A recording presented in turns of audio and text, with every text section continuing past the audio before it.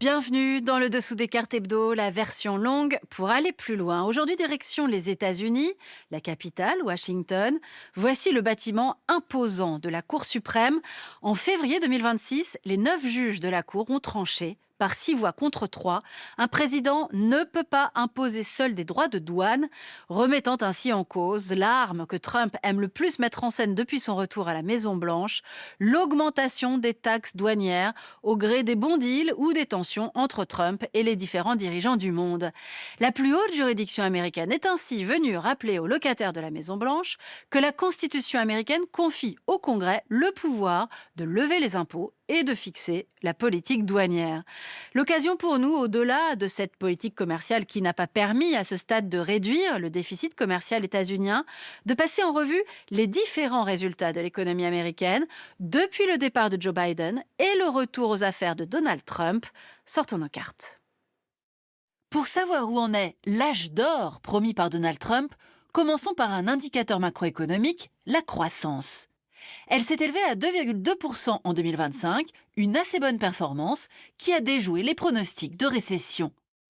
4 États sont les principaux moteurs de l'économie états-unienne, la Californie, 14,2% du PIB à elle seule, le Texas, l'État de New York et la Floride.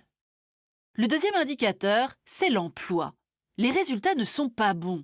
Le taux de chômage, 4,3% en janvier 2026, demeure modéré, mais avec de fortes disparités régionales, on le voit sur cette carte, plus la couleur est foncée, plus le chômage est élevé. L'économie américaine n'a créé que 181 000 emplois en 2025 contre 2 millions l'année précédente.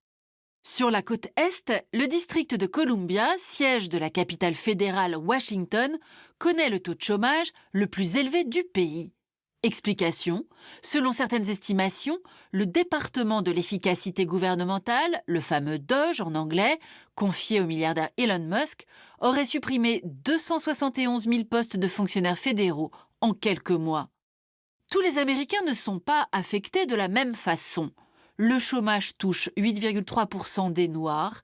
Les femmes noires, en particulier, ont vu leur perspective d'ascension sociale brutalement interrompue, alors que l'administration Trump a supprimé toutes les mesures de discrimination positive héritées des luttes pour les droits civiques. De plus, la politique anti-immigration mise en place par le président Trump, avec un budget de plus de 11 milliards de dollars et 22 000 agents mobilisés pour l'ICE, la fameuse police anti-immigration, a elle aussi un impact sur l'économie.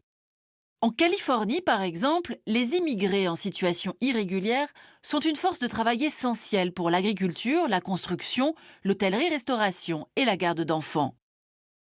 À Los Angeles, les centaines de raids et les arrestations menées par l'ICE dans les quartiers latinos et noirs ont ralenti par exemple la reconstruction de la ville ravagée par les incendies de janvier 2025.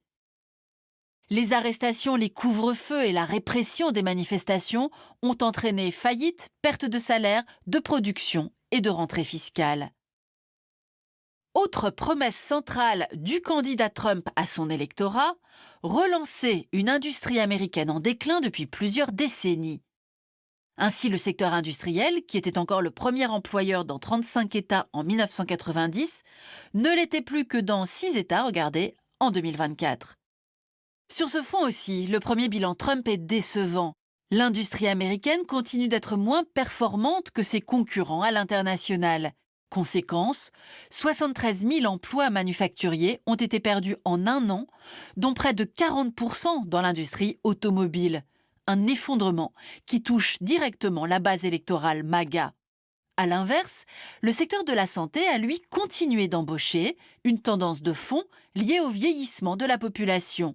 2/3 des créations de postes l'ont été dans ce secteur en 2025. Ce secteur de la santé est désormais le premier employeur dans 38 États sur 52, regardez, et même dans de très grandes villes comme Cleveland ou Pittsburgh, anciens pôles industriels de la ceinture de rouille, la Rust Belt, de la région des Grands Lacs. 2 autres secteurs sont également au cœur de la politique économique de Donald Trump, l'intelligence artificielle et les hydrocarbures. Pour faire des États-Unis le leader mondial de l'IA, le président a annoncé 500 milliards d'investissements dans le projet Stargate. Il a pris des mesures pour déréguler le secteur, favoriser la construction de data centers et de centrales nucléaires pour produire l'électricité nécessaire à leur fonctionnement. Les résultats sont là, par exemple en Géorgie. Un État du Sud, touché jusque-là par la désindustrialisation, est devenu stratégique avec 145 centres de données. Les géants Microsoft et Amazon Web Services y investissent des milliards en infrastructures. Côté énergie, priorité absolue aux hydrocarbures. Grand défenseur du pétrole et du gaz de schiste produit aux États-Unis, Donald Trump a annoncé, entre autres mesures, un plan pour autoriser de nouveaux forages offshore dans les eaux qui bordent le golfe du Mexique, au large de la Californie et le long des côtes de l'Alaska, suscitant de très vives oppositions. Au total, 500 millions d'hectares, soit plus des 2/3 de l'Amazonie. Dès le premier jour de sa présidence, Trump a aussi abrogé toutes les règles de protection de l'environnement, ce qui permet aux entreprises pétrolières de polluer sans entrave. Conséquence, les émissions de gaz à effet de serre sont reparties à la hausse. Donald Trump a de plus supprimé les subventions fédérales aux énergies renouvelables. En novembre, il a tenté de suspendre la construction de 5 vastes projets de parcs éoliens sur la côte nord-est des États-Unis, mais en a finalement été empêché par des recours en justice gagnés par ses opposants. Cette nouvelle politique anti-énergie renouvelable laisse le terrain à la Chine, d'ores et déjà numéro 1 mondial de la production d'énergie solaire et éolienne. De même, avec la fin des subventions de l'État fédéral, les constructeurs automobiles américains sont plus que jamais dépassés par leurs concurrents chinois, leaders sur le marché des voitures électriques abordables. À Wall Street, en revanche, l'indice boursier Standard & Poor's 500 a atteint un niveau record début 2026, en dépit des menaces de Trump sur l'invasion du Groenland ou des droits de douane prohibitifs qui ont fait chuter temporairement les cours. Les financiers parient sur le boom de l'intelligence artificielle, malgré les risques d'éclatement de la bulle IA. À présent, on va s'intéresser à la grande promesse électorale du candidat Trump lors de sa campagne, terrasser la hausse des prix et redonner du pouvoir d'achat aux Américains, notamment aux classes moyennes et modestes qui n'arrivent plus à payer leurs factures. Alors sur le front de l'inflation, le président Trump a-t-il rempli son contrat? C'est ce qu'on va voir maintenant. La hausse des prix à la consommation s'est élevée à 2,7% en décembre 2025, soit au-dessus de l'objectif de la Fed, la Banque centrale américaine, fixé à 2%. Commençons par l'alimentation. Bonne nouvelle pour les consommateurs, le prix des œufs a effectivement baissé sous Trump 2.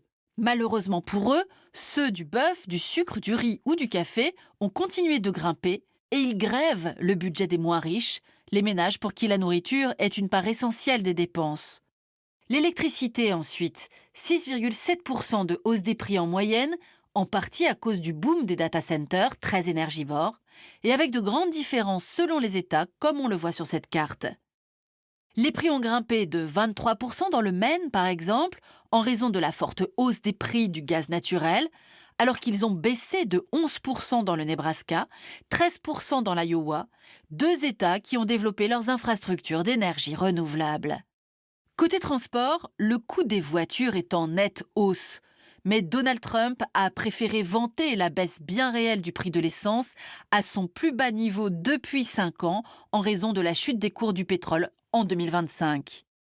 Enfin, le rêve américain d'accession à la propriété s'éloigne pour beaucoup, car la hausse des prix de l'immobilier est bien supérieure à l'inflation, en particulier dans les zones urbaines, avec des records à San Francisco ou à New York par exemple. Côté santé, la loi budgétaire du second mandat de Trump, le One Big Beautiful Bill, réduit massivement la couverture maladie des plus démunis, ainsi que l'aide alimentaire. S'y ajoute la remise en cause en 2026 de l'Obamacare, cette assurance santé pour les classes moyennes instaurée sous la présidence de Barack Obama. 20 millions de bénéficiaires du programme ont en effet vu le montant de leur mutuelle plus que doubler début 2026. Au total, l'inflation et la chute des bas salaires ont creusé l'écart entre les ménages les plus favorisés et les plus modestes. Alors que sa popularité est en baisse, le chef de l'État compte désormais sur les baisses d'impôts prévues en 2026 et il fait pression sur la Fed pour qu'elle baisse les taux d'intérêt. Pour terminer, voyons si la politique commerciale agressive et changeante de l'administration Trump a obtenu les résultats escomptés. En 2025, la hausse des droits de douane avec la plupart des pays de la planète a bien permis au Trésor américain de récolter près de 195 milliards de dollars contre 77 milliards en 2024. Grâce à ces taxes, le déficit de la balance commerciale américaine a atteint son plus bas niveau depuis 2009. Mais début 2026, l'effet des tarifs douaniers sur les prix ne s'est pas encore fait pleinement ressentir, car les entreprises n'ont pas encore répercuté la hausse des coûts de production sur les consommateurs. Mais la plupart prévoient de le faire courant 2026, ce qui pourrait faire monter les prix et baisser le pouvoir d'achat.